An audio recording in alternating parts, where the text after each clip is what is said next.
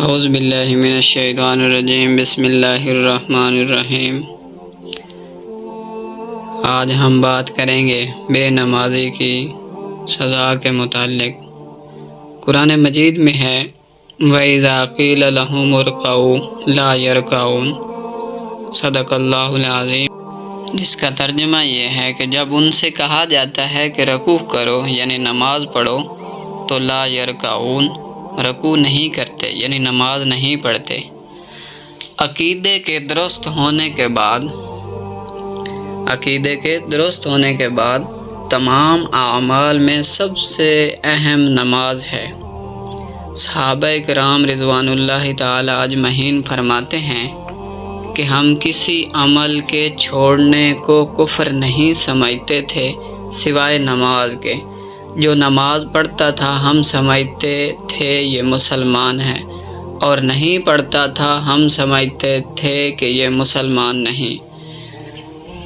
تو بے نمازی کی سزا کے متعلق فرمایا، اسی آیت کی تفسیر کے ضمن میں جو آدمی نماز نہ پڑھے اس کی کیا سزا ہے۔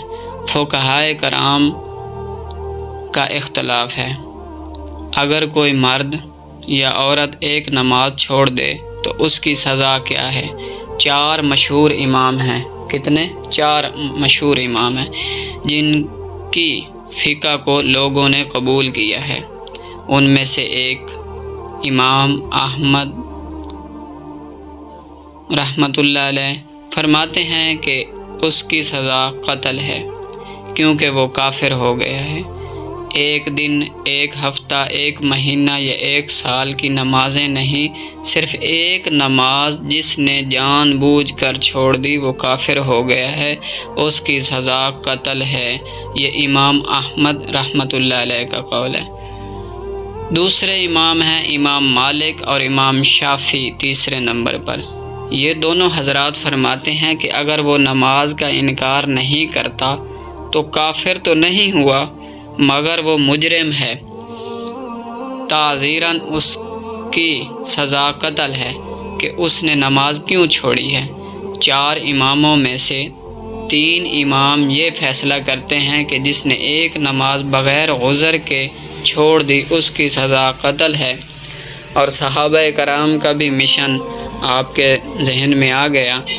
اور امام ابو حنیفہ رحمۃ اللہ علیہ فرماتے ہیں کہ اس کو قید کر دو، جب تک سچے دل سے توبہ نہ کرے اور آئندہ کے لیے تسلی نہ دے، ضمانت نہ دے، اس وقت تک قید رکھو۔ جب تسلی دے، ضمانت دے کہ میں آئندہ کوئی نماز نہیں چھوڑوں گا تو پھر اس کو رہا کر دو، ورنہ جیل خانے میں ہی مرے۔ یہ حکمران طبقہ اسلام کیوں نہیں نافذ ہونے دیتا؟ اس لیے کہ سب بے نمازوں کا ٹولہ ہے، ایک دن میں 10 دفعہ سر اتارے جائیں گے۔ یہ اسلام کس طرح نافذ کر سکتے ہیں؟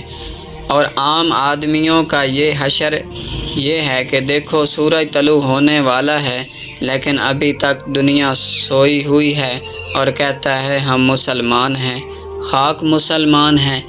ایک نماز کے چھوڑنے والے کے بارے میں 3 امام کہتے ہیں کہ اس کی سزا قتل ہے، اور چوتھا کہتا ہے عمر قید ہے، اس کو زمین پر چلنے پھرنے نہ دو تاکہ اس کی نوست راستوں پر نہ پڑے، لوگوں پر نہ پڑے۔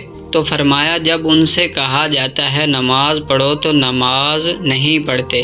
نماز ایسی چیز ہے، نماز افضل جہاد ہے، نماز مومن کا معراج ہے، نماز نبی پاک صلی اللہ علیہ وسلم کی آنکھ مبارک کی ٹھنڈک ہے۔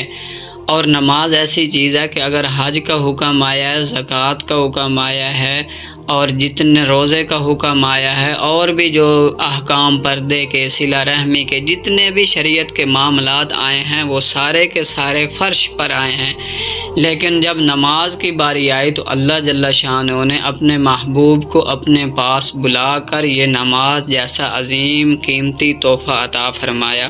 یہ بھی نماز کی فضیلت کے اندر شامل ہے کہ ہمیں عرشوں پر اس کا ملا حکم کہ نماز پڑھنے کا۔ اور نماز ایسا عمل ہے کہ نماز پڑھی جائے تب ٹھیک ہے، اگر نماز نہ پڑھی جائے تو اس کی کوئی معافی نہیں ہے۔ نماز سب سے قیمتی اثاثہ ہے۔ جیسا کہ صاحب کا بیان ہوا کہ حضرت علی رضی اللہ تعالیٰ عنہ کا مشہور واقعہ کہ تیروں کی بارش ہو رہی ہے اور فوراً ہی نماز مصلی بچھایا، نماز نیت لی۔